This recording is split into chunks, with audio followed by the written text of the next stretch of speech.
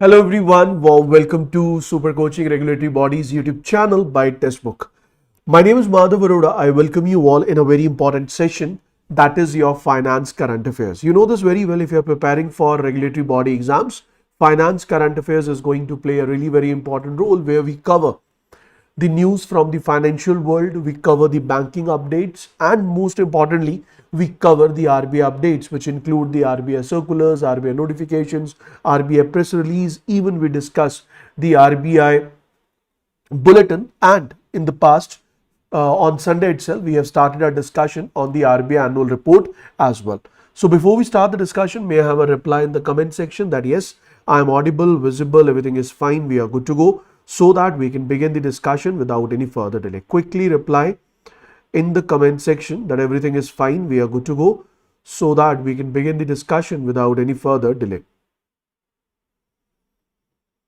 I request everyone to reply in the comment section so that we can begin. Good to go? Okay.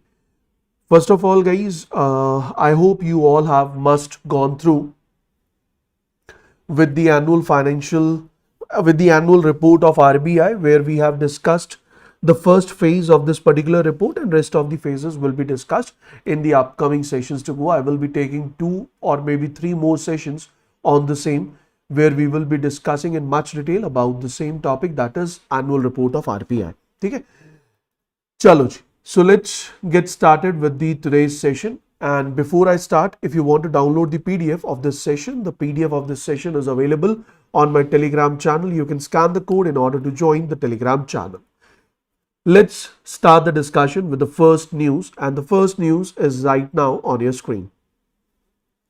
Please pay attention.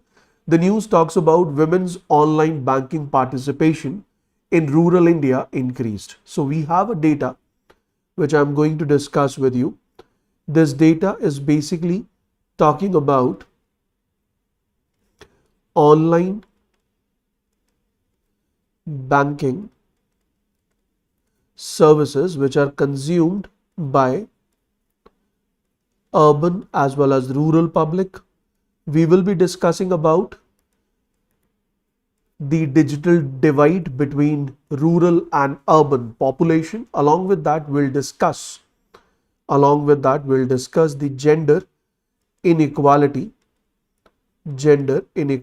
in terms of usage of banking services or usage of online banking services. All these things are going to be covered in this particular discussion. So I'll start with the first point. What is this news all about? So basically, the Ministry of Stats and Program Implementation has come up with comprehensive modular survey Telecom 2025, which indicates rise in online banking, which indicates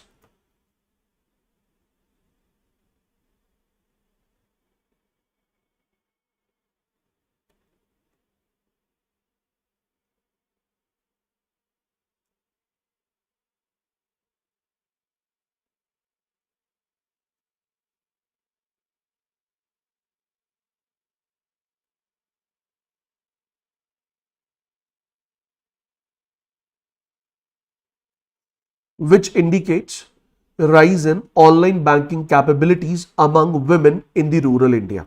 So basically, the first point which we need to remember over here is, sir, name the ministry which has come up with the data. Then my answer to this particular question is, sir, the ministry which has come up with the data is Ministry of Stats and Program Implementation.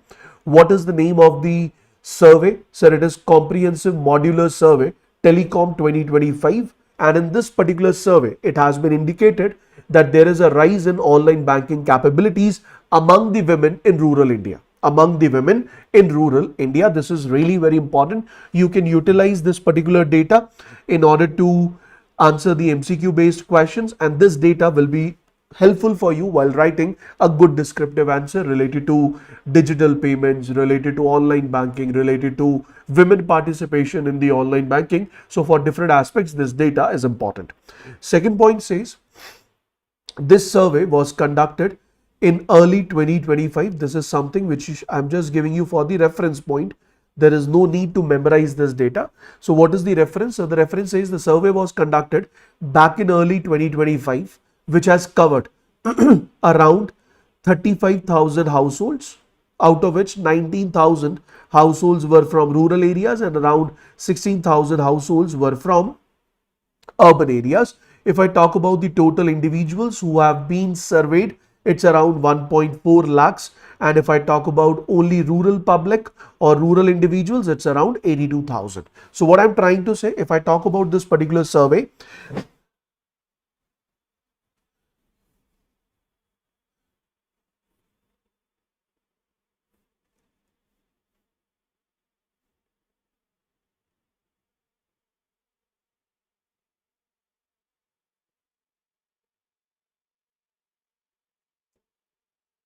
guys, I hope I'm audible. Is there any issue with the network? Guys, is there any issue with the network or is it fine?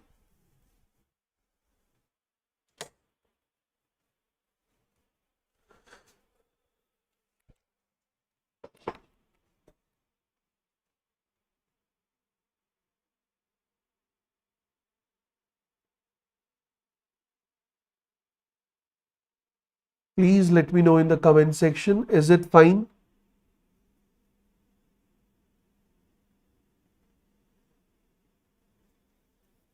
Okay, fair enough. So let's get started.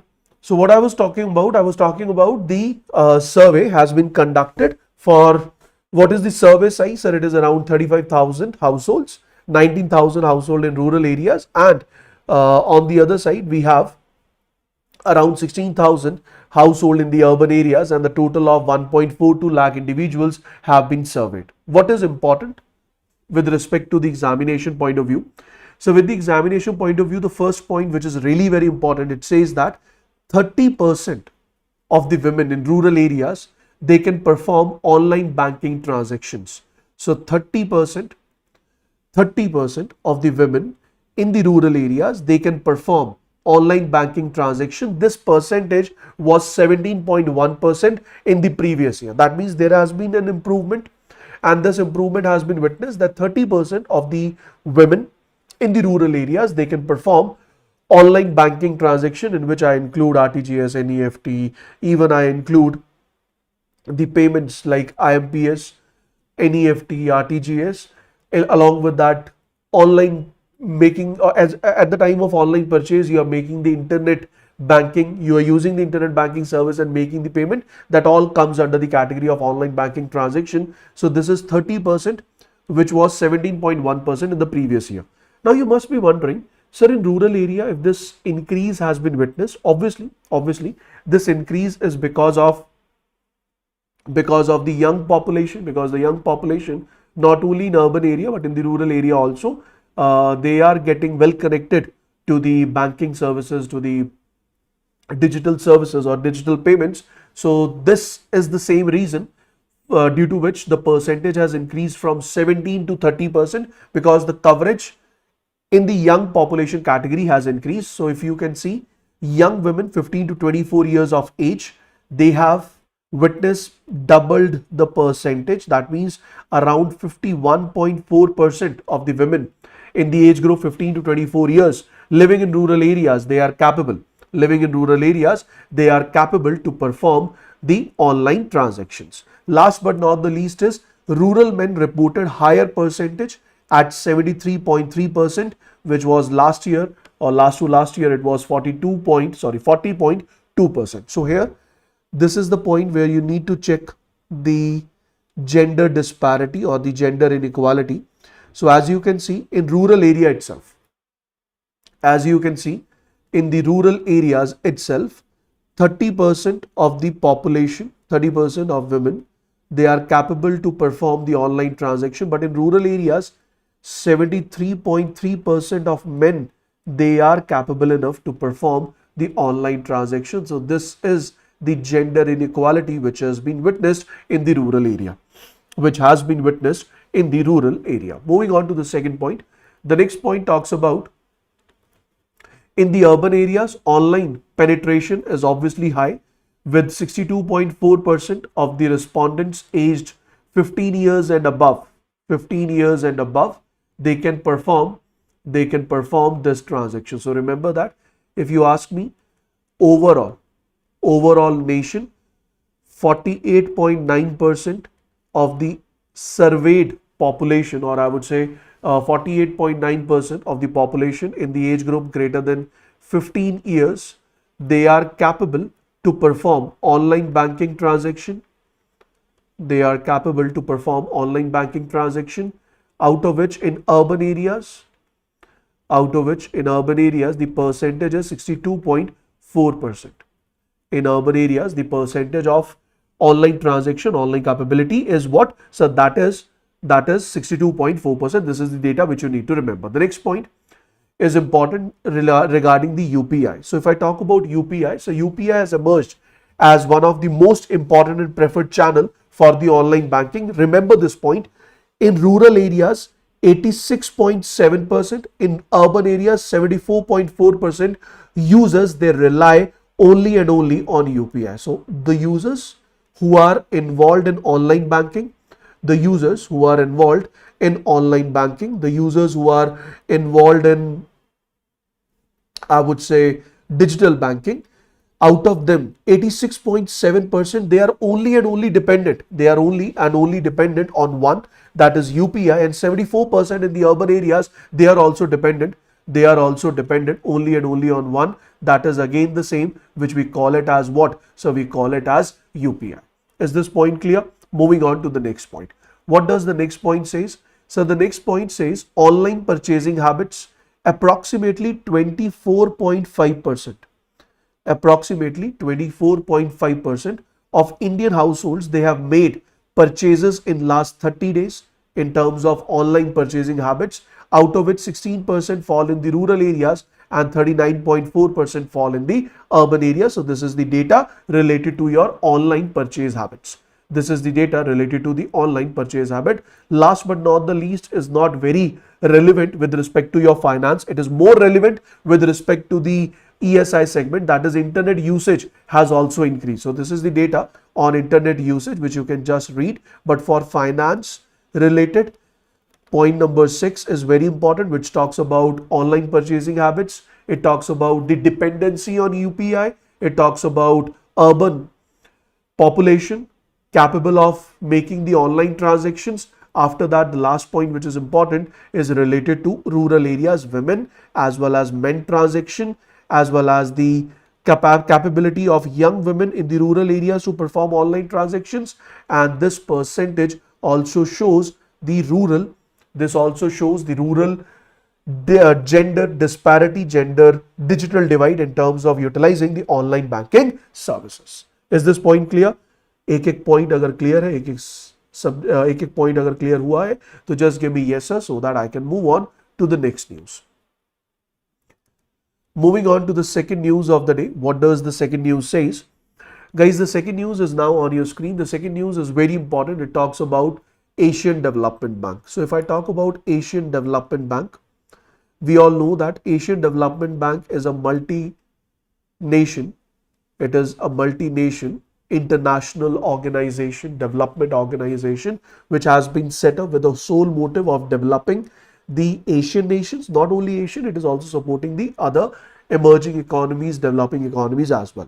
If I talk about Asian Development Bank, its headquarters is in Manila, Philippines. And if I talk about its president, what is the name?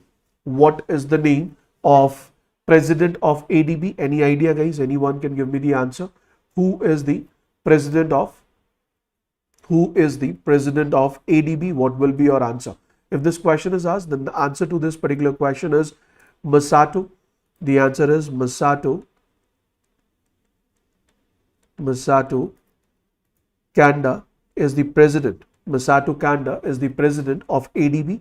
Recently, if you remember, ADB meeting was conducted. ADB has conducted an annual meet in Milan, Italy. Which was India was represented by the finance minister of India. We call it as ADB's 58th annual meeting. ADB's 58th annual meeting of annual meeting of the Board of Governors, and India. This meeting was held in Milan, Italy, and India was represented by none other than Finance Minister. The name is Nirmala Sitharamanji. So this is the data which you need to remember. Coming back to the news. So ADB has announced that ADB will be providing funds, or we can say that financial assistance for the development of urban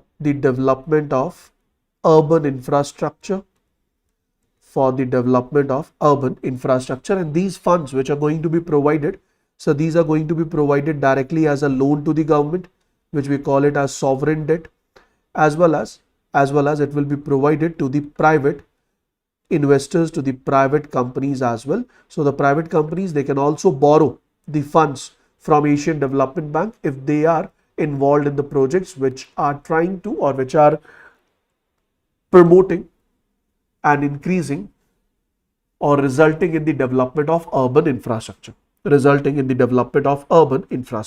So what all points we have to understand over here? So Asian Development Bank announced a transformative 5-year plan aimed at enhancing urban infrastructure across India. Second point is the initiative will mobilize. So under this particular initiative, the target is to mobilize $10 billion. So in next 5 years, $10 billion will be mobilized by ADB to promote, in order to promote what? Sir, in order to promote urban infrastructure of the country, that is India. To promote the urban infrastructure of the country, that is India. Second point, it says, the next point it says that the plan focuses on what? So the plan focuses on metro expansion. It focuses on new regional rapid transit system. So regional rapid transit system, what is this? So this is in news. Whenever this question is asked that what do you understand by regional rapid transit system? So regional rapid transit system is basically it refers, or it is referred as semi to high speed rail system, which is basically designed for the regional transportation in order to connect cities and towns within a large metropolitan area. So in India, National Capital Region, that is NCR, National Capital Region Transportation Corporation, has implemented, or it is implementing RRTS project like Delhi to Meerut corridor, where Delhi is going to be connected to the Meerut under this rapid or regional rapid transit system. So this project will provide financial assistance for more of these kind of projects, and as well as it will provide funding for the sustainable urban development projects. Now I have few key highlights which you need to remember, which is a mixed bag of future projection, which includes the data for the future as well as it includes the data from the past result. Let's quickly check it out. The first point in this discussion is, please pay attention, India's Urban Challenge Fund. So what is this India's Urban Challenge Fund? ADB is going to attract private investment. Where ADB will provide $3 million as a technical help, so that the private projects or the private players, even the government, they can design the project as well as they can strengthen the local government capacity. So in order to check out the growth hubs, in order to identify the city redevelopment projects, in order to identify the water upgrades in 100 cities, which will be first a project will be developed, and then that developed project will be implemented by funding which is going to be supported by ADB. For that particular purpose, ADB has announced Urban Challenge Fund of $3 million. Moving on to the second point. So the second point says India's urban population is projected to exceed 40% of our total population by 2030. 40% of the total population by 2030. And in order to address this growth, ADB has already worked with over 110 cities across 22 states on water, sanitation, housing and waste projects. So bank current urban portfolio, if I talk about ADB's current urban portfolio, it includes 27 loans given by ADB of value for $5.15 billion. This is the current profile. Along with this $5.5 billion of loan provided to the cities, there is a loan of $4 billion which is provided to cover 300 kilometers, by metro projects in the 8 cities.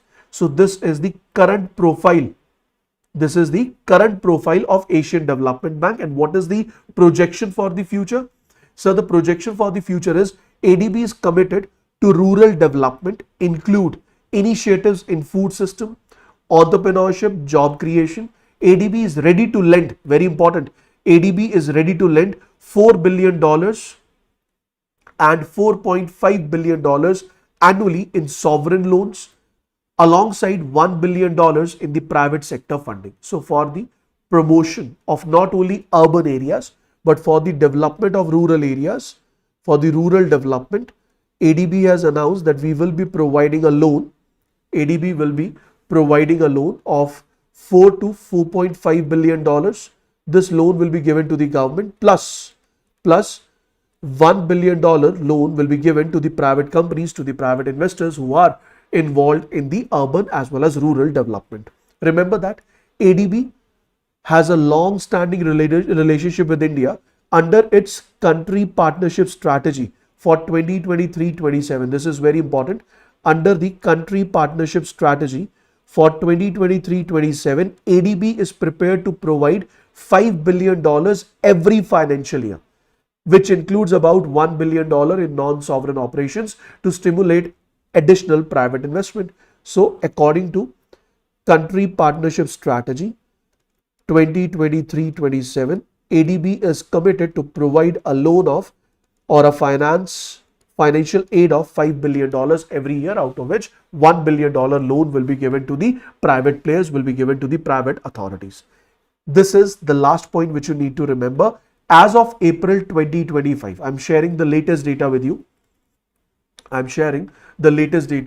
As of April 2025, ADB has committed $59.5 billion. ADB has committed $59.5 billion in sovereign lending. Sovereign lending का मतलब loan given to the government, and $9.1 billion in the non-sovereign lending, which means the loan is given to the private players. अब एक बात यहाँ पे बहुत ध्यान से समझ लो, which you must be having a confusion. That's a ADB, why ADB is providing loans. See, first of all, Asian Development Bank, it is a development bank which collect the funds through pooling. Pooling is done by the members, as well as ADB raise funds through borrowings. It issues the debt instruments to borrow the funds, and this amount is provided on loan for the purpose of development of the developing countries. Now in that particular case, $59.5 billion is right now given to the government of India, and $9.1 billion is given to the private companies which are involved in the infrastructure, or which are involved in the infrastructure projects or in the development projects. Is this point clear? If this point is clear, just give me yes, sir. Is this point clear? Just give me yes, sir. If you haven't liked the session yet, I would request you quickly hit the like button as well. If you haven't liked the session yet, I would request you quickly hit the like button as well. Then I will be moving to the next point.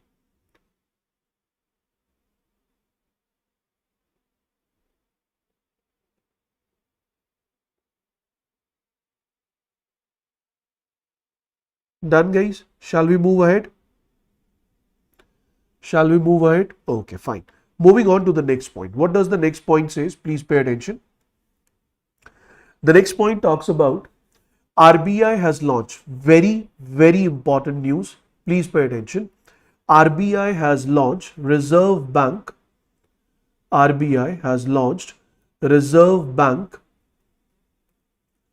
Climate Risk Information System. Now the question is, what do you understand by this particular term?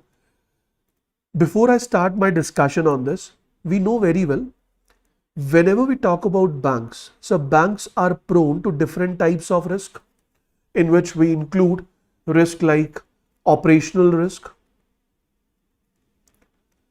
Banks are prone to market risk. Banks, they are prone to liquidity risk. Banks, they are prone to credit risk. Banks, they are also prone to operational risk, reputational risk. They are prone to policy and strategy risk. So these are different kind of risk which impact the operations of the banks. I hope it is clear. I hope it is correct. You all knew it.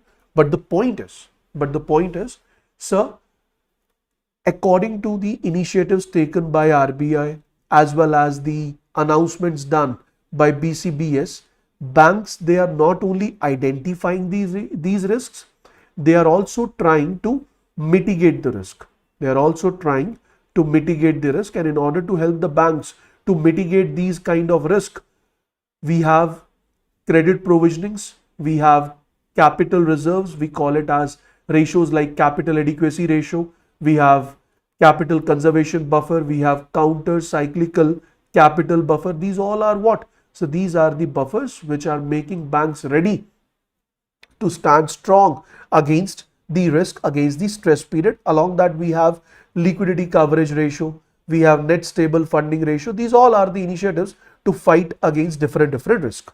But there is a problem and the problem which is impacting the thought process of RBI. What is that problem? The problem is, so banks, they are not only prone to these kind of risk, they are also prone to climate risk.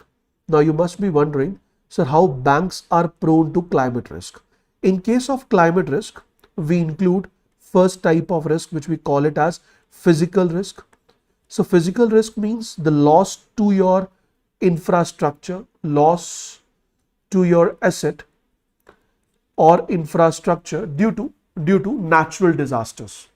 Due to natural disaster. The moment I use this word natural disaster, I'm talking about floods.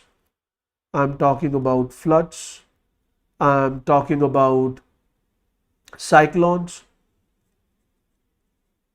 I'm talking about tsunamis and whatnot. So these are the risks which are attached to the assets or your infrastructure, but they are caused due to the natural reasons, or they are caused due to the natural parameters. Now in this particular scenario, if an individual has borrowed a loan to construct a hotel, let's say this hotel is constructed in Uttarakhand, which is prone to landslides, So in this particular case, bank risk is not only credit risk, it also involves the climate risk, which involves physical risk, which involves landslides, which may impact or which will result in physical loss on the asset, and this physical loss on the asset will not leave or will somehow result in non-repayment of the loan, and the loan will be declared as NPA. So this is the first situation to which your banks are prone of. Second situation is, or the second type of risk in this category is your transition risk. Now the question is, how you define this word transition risk? If this question is asked, transition risk, so transition risk basically means the whole world is trying its level best and they are trying to shift towards the policies, the technologies, the market sentiments of low carbon economy, Let's say bank has given a loan to an organization or to a company, to a manufacturing unit, but now public is not purchasing the goods manufactured by this manufacturing unit, because this manufacturing unit is causing pollution, or I would say causing air pollution. So this public sentiment will result in decrease in sale of goods. Due to decrease in sale of goods, the revenue will decrease, and if revenue decreases, bank may not receive the repayment of their loan, and this again termed as a risk or probability of loss on the bank due to climate, which we call it as transition risk. Last but not the least is the third type of risk, which we call it as carbon emission. So if in near future government come up with certain criteria that a factory is allowed to emit X unit of carbon emission only, then in that particular case bank has given loan to a factory, but this factory is not running on its full capacity. In order to avoid this carbon emission, and in order to avoid the carbon emission, it's not running in its full capacity, obviously it won't be able to generate adequate revenue. If it won't be able to generate adequate revenue, won't be in a position to pay back the loan. So these are the climate risk which prevail on the banking sector as well as the other NBFCs and the other lending institutes. So RBI back in February 2024 has introduced a framework where RBI invited the public comments or public feedback on that particular framework, where RBI said that RBI should come up with a framework, should come up with a standard format where RBI should address this climate risk which is prevailing on the banking sector, and against these climate risks, banks should also maintain the provisionings in order to counter these kind of risk. Is this point clear, everyone? Is this point clear? If this point is clear, then I would say this news is clear. Now, what is this news all about? Sir, in order to address all these issues, RBI has recently announced climate risk information system. So this climate risk information system is basically a data platform which is aimed at fixing the gap in climate related financial information, so that bank can use this platform in order to collect climate related data, so that they can estimate their risk associated with they can calculate their risk associated with their operations due to climate change. So that is basically climate risk information system. Let's quickly read about it. So the first statement says, Reserve Bank of India has launched climate risk information system, which is a data platform aimed at fixing the persistent gap in the climate related financial information. So RBI is also finalizing, as I said, the framework, so disclosure framework on the climate related financial risk. So RBI will finalize this framework very soon to improve the transparency across financial institutions. So first thing, RBI will come up with a framework. What is this framework all about? Once this framework is presented, we will be discussing it in much detail as we always do. So it is basically framework on climate related financial risk. Second point is RBI has introduced on tap. On tap means today if you want to test, if you are a fintech and you want to test any product, related to the climate risk, and sustainable finance, then RBI has announced on tap cohort. On tap cohort means you just go to RBI, fill in the application that, sir, I have a new product, I have a new software, I have a new application which I have developed where climate risk can be estimated for financial transactions. Climate risk can be estimated by the banks in order to pre-decide the provisions they need to keep or what is sustainable finance. All these things or all these things related, any innovative product has been launched, then that particular product can be tested on the regulatory sandbox. और अब आपको मैंने बताया था when we have discussed about regulatory sandbox in much detail, उस दिन मैंने आपको बताया था कि regulatory sandbox क्या है sir? It is basically a testing zone where you can test your products, your applications, your financial services before going public. And on tap basically means today if you want if you want that RBI's regulatory sandbox should test your product with limited number of users, then you can apply as per your will, because they are accepting on tap applications, on demand applications. Is that clear, everyone? Okay. Moving on to the next point. The third thing is RBI is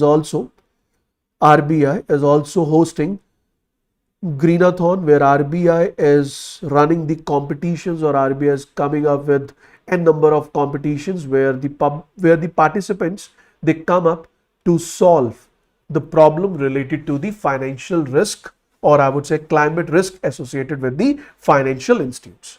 That is a point. So these are the three initiatives which have been taken by RBI. Remember that this data platform was first proposed by RBI during bi-monthly monetary policy meeting in October 2024. Then in February 2025, a proposal was given. Now the proposal is on the final, I would say, transaction, or it is on the final discussion. Once it will be finally discussed within the RBI, it will be presented on the RBI website itself. The next point is the new data platform which we are talking about. It has two parts. This new data platform, it has two parts. The first part we have is web-based directory listing various data sources. So we have a web-based directory where you have your meteorological source of data, you have geospatial source of data, which will help you to analyze your weather, climate in the near future. Second is a restricted data platform which will be available only and only for the regulated entities as well as financial institutes which offer processed as well as standardized database. So this is open for all. If you want to check, you can check this data, but specifically data for the regulated entities and financial institutes, which is in, I would say, processed in standardized manner, that comes up with the restricted access, which will be provided only and only to the regulated entities. As I said, there are three gaps. There are three risks associated with climate. One is physical risk, one is transition risk, and the third one is carbon emission. In country like India, which is a developing country, right now we don't have any kind of carbon emission limits, unlike on the developed nations. So we are not prone to carbon emission related risk, but we are still prone to two types of risk. One we call it as physical risk, and the other one we call it as transition risk. If I talk about the physical risk arises when, due to the natural disaster like floods, cyclones, or maybe tsunamis. Estimates of financial risk depends upon the hazards like geographical susceptibility to extreme weather conditions, vulnerability data which include information about the historical financial losses. तो physical risk का मतलब कि आपकी जो asset है उसमें क्या loss होगा due to the climate, due to the natural disasters, और ये उस पर भी depend करेगा where it is located. For example, the way I took an example of Uttarakhand, in case of Uttarakhand, if you are talking about landslides, so the probability of landslide is very high in Uttarakhand. So the risk value or the risk probability, or I would say the probability of loss, will also be high. So if the probability of loss is high, you need to maintain high provisioning. Second point is transition risk. So transition risk basically means shifts in policy, technology, or market sentiments. The way I said, I am manufacturing a product. For example, Mrinal was asking about a particular example. So Mrinal, let's say I am the one who is involved in crocodile skin leather shoes manufacturing, but due to this environmentalist and all, no one is ready to purchase these crocodile leather shoes. So it will impact my business. If it is impacting my business, that will result in risk on the bank which has provided loan to me. Now on the other side, if I am into a manufacturing business, I am manufacturing a good named X, and while manufacturing this good X, it is resulting in huge carbon emission. and now government is asking the public that you should not purchase this product because in order to manufacture this product, huge carbon emission is done. Obviously, the one who is concerned about environment, he or she will not purchase my product. My product demand will decrease, my revenue will decrease, and my capacity to repay my loan will decrease, which will in turn result in loss on the bank which has provided loan to me. Is it clear, Mrunal? Is it clear? If it is clear, just give me yes, sir. Yes, Durvesh, in this session itself, we cover the financial news, which cover the banking world news, as well as we cover the RBI circulars. So if you want to check what level, up to what depth we cover the circulars, then I would say do attend 7 sessions. Take a challenge of attending 7 sessions. I assure you, if you have attended regular 7 sessions in this particular series, you won't be able to leave it, because each and every content is provided in a much needed and much required manner for keeping in mind your RBI Grade B examination. Last but not the least is the new system will lead to more rigorous climate risk evaluation. Now you can evaluate the climate risk more appropriately, and it will support informed decision making across India's fiscal sector. So now the financial sector will take a more informed decision while maintaining the reserves to counter climate risk. So I hope what is climate risk, that is clear. What has been launched by RBI, that is clear. What other initiatives beside this has been taken by RBI is clear. If all these 3-4 terms are clear, just give me yes, sir, so that we can move on to the next news. What does the next news says? So the next news talks about Controller General of Account under Ministry of Finance has come up with the provisional data for the financial year 2024-25. So what all provisional data are important for the financial year 2024-25? Provisional data means the most, I would say, the data which is going to be closest to the actual values. This is the data which is going to be closest to the actual values. So in this particular discussion, we need to remember what all data. Please pay attention, guys. First thing which you need to remember, which you need to learn, is fiscal deficit.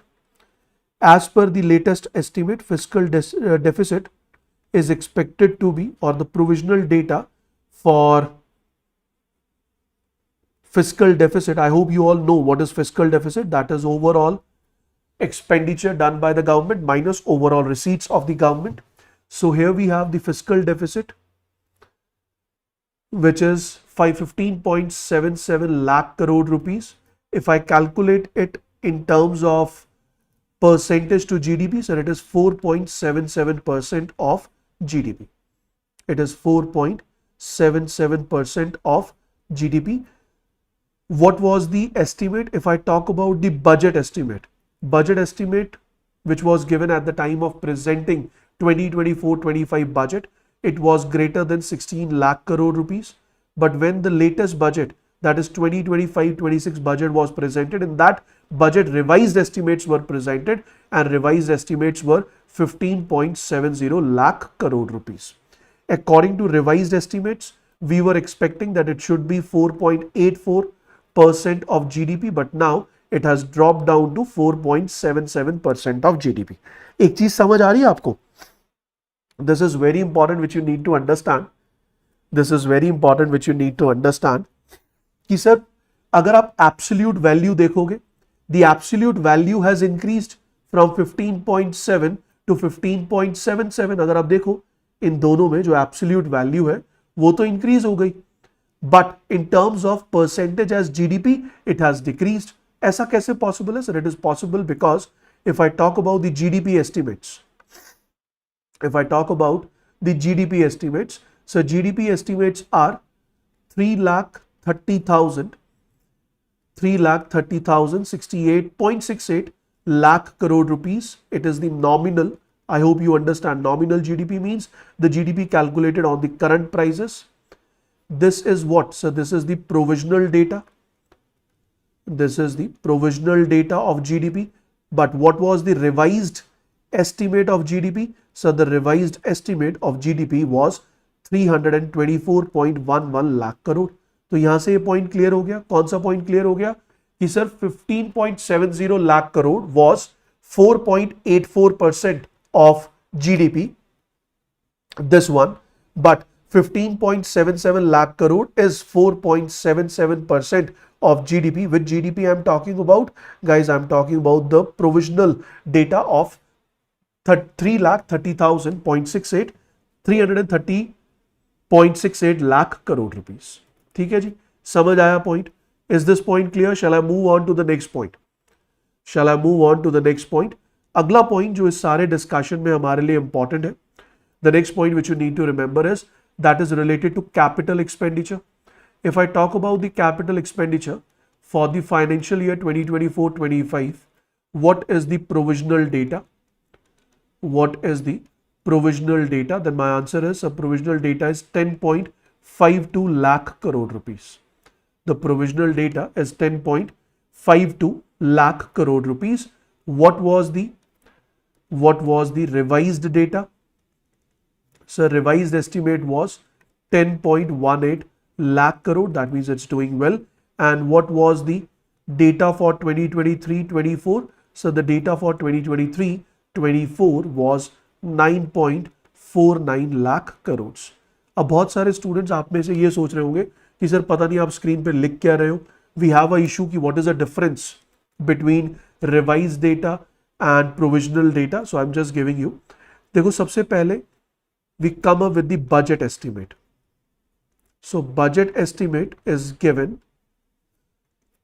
1st of February for the upcoming financial year. Let's say on 1st of February 2024, budget estimates were given for the financial year 2024-25. ठीक है जी. Then these budget estimates, they were revised. So these were revised. We call it as revised estimates.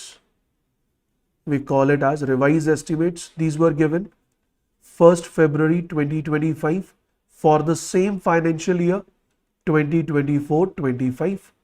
Financial year is still the same, but budget estimate was given even before the starting of the financial year. So revised estimate is given before the completion of the financial year, because financial year is completing on 31st of March 2025. What is the provisional data? So this provisional data is presented after 31st of March 2025 for the financial year same, that is 2024-25. So I would say that this provisional data is closest. I'm not saying it is actual, but it is closest to the actual data. And this time this provisional data is given by whom? So this provisional data which we are talking about, it is given by Comptroller General of Accounts under the Ministry of Finance. समझ आया? अरे बोल यार, समझ आ गया? यहां तक clear हुआ? Is everything clear till this point? Now let me discuss the data again.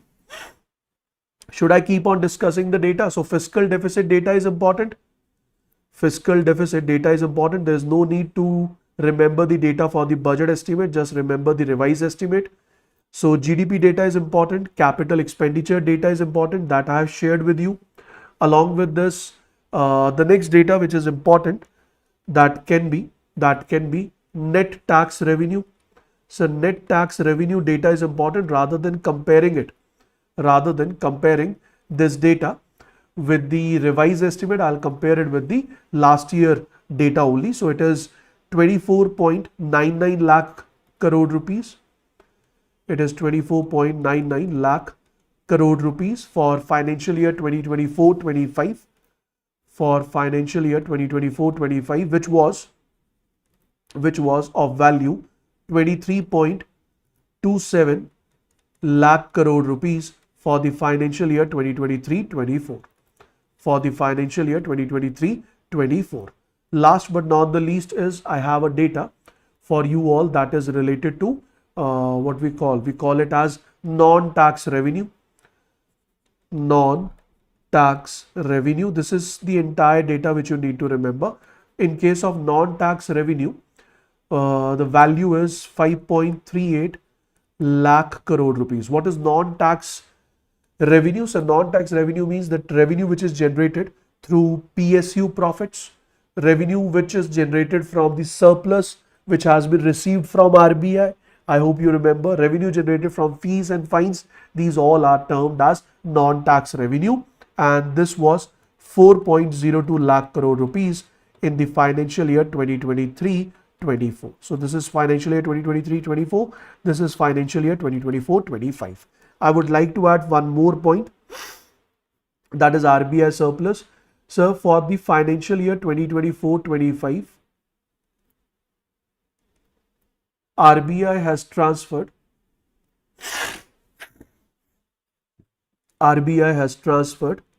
2.69 lakh crore rupees of surplus to the government, which will be added. It will be added in the 2025-26 data of the government, क्योंकि government को तो ये पैसा कब मिला है, 1 अप्रैल के बाद मिला। और लास्ट ईयर अगर मैं बात करूं for the financial year 2023-24, RBI has transferred a surplus of 2.11 lakh crore rupees to the government, which was added into the government's data जो हम अभी डिस्कस कर रहे हैं, that is 2024-25. I hope this point is clear. Any doubt, guys? Any doubt till this point? Is there any doubt till this point? If you have any doubt, you may ask, please. Rest the data is on your screen now. You can read it quickly. So the key highlights include fiscal deficit data, as I discussed. There's no need to discuss it again. Then I have given you the percentages with respect to GDP, that has been discussed. GDP data I have already shared with you. This is written over the screen. On the screen now we have capital expenditure. This we have net tax revenue. Then we have non-tax revenue. We have 2.11 trillion dispersed amount, which is 141% increase over the previous year.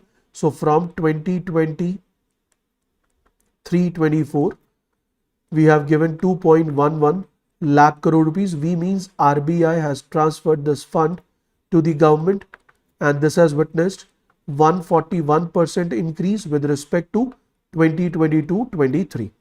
But if I talk about 2024-25, for this financial year, RBI has transferred 2.69. RBI has transferred 2.69 lakh crore rupees, where we have witnessed an increase of 27.3%. So this data is also important. Just remember it. If any question can be asked, if any question is asked, you can answer it pretty well. Last but not the least, government is trying its level best to decrease its fiscal deficit. So government is estimating to reduce its fiscal deficit to 4.4% in the financial year 2025-26 and 4.5% in the financial year 2026-27. So this is the data which you can just read. I have given it for your reference if you have any doubt. Now, the next point is, sir, RBI is trying to internationalize INR. So what is this? What is the meaning of this term that RBI is trying to internationalize INR? It basically means RBI is trying its level best that whenever India is making a trade with some other country, the settlement of the trade should be done in INR. So how is it possible that the settlement should be done in INR? There are few options. The first option we have is a bank of a country C1 can open up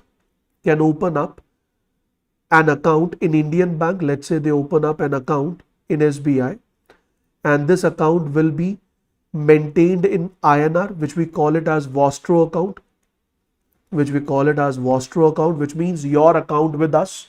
So Bank 1 has maintained a rupee account with SBI, and the customer of Bank 1 is CC1, has purchased goods from one of the individual from India.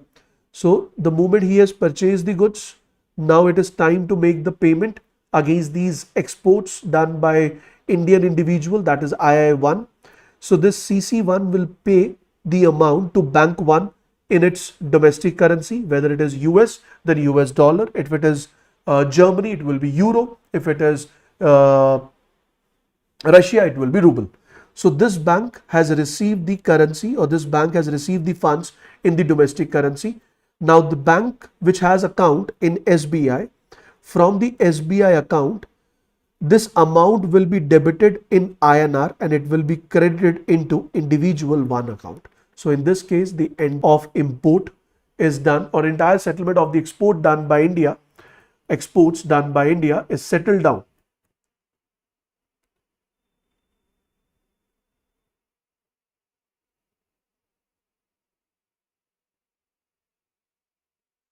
So export done by India is settled down.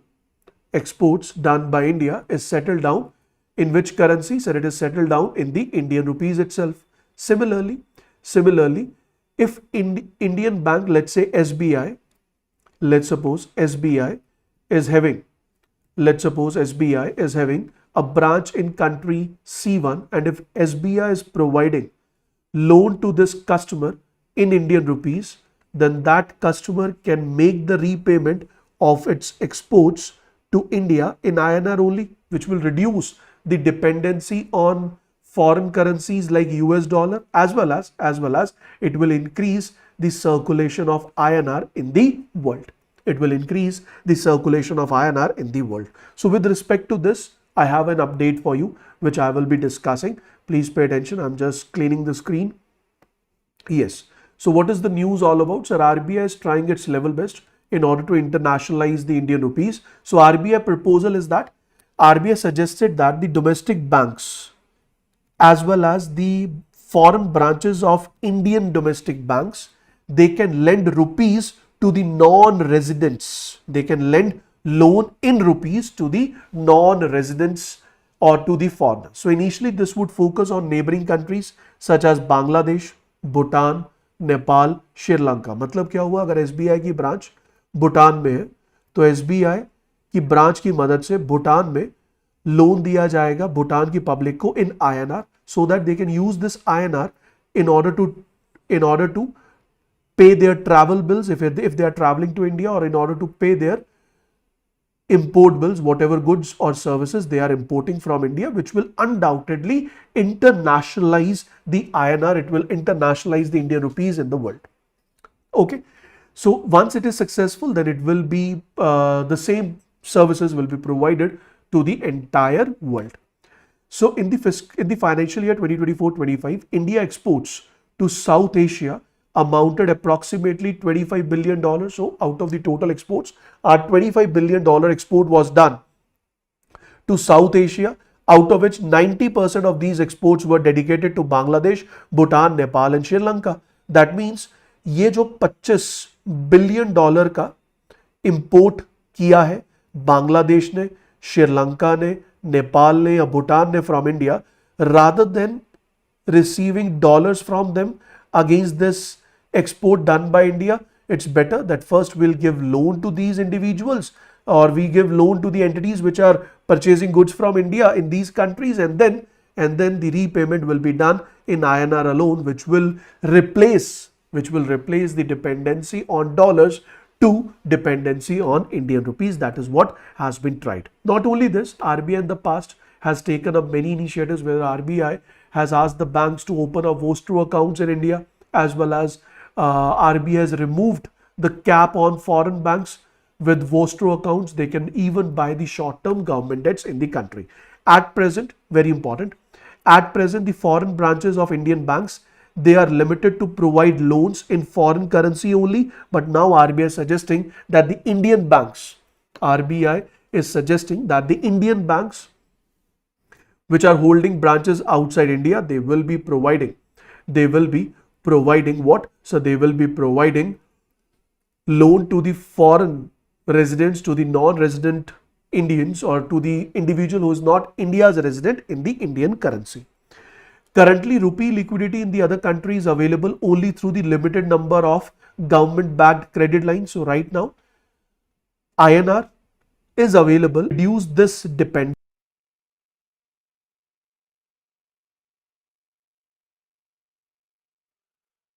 So in order to increase the sources of INR in the global economy, RBI has come up with this particular step. RBI has come up with this particular step. Last but not the least is the last point which I have for you all is India has previously entered into local currency agreements with countries like UAE, Indonesia and Maldives. It is basically to increase the presence, to increase the flow of Indian rupees or Indian currency into the global economy. Got it, guys? So this is all for the today's session. I hope each and every point which we have discussed is crystal clear. Obviously, I'm not able to complete the entire news because of the network issue. The weather is very bad at my place, because of which the internet services are not proper. So I will be concluding my session over here and we will be completing rest of the news in the upcoming sessions to go. So thank you so much for joining, guys. Don't forget to like the session. Don't forget to share the session and stay tuned. I will be coming up with the next session on your RBI annual report very soon. Thank you so much. Good luck. God bless you all. Bye-bye.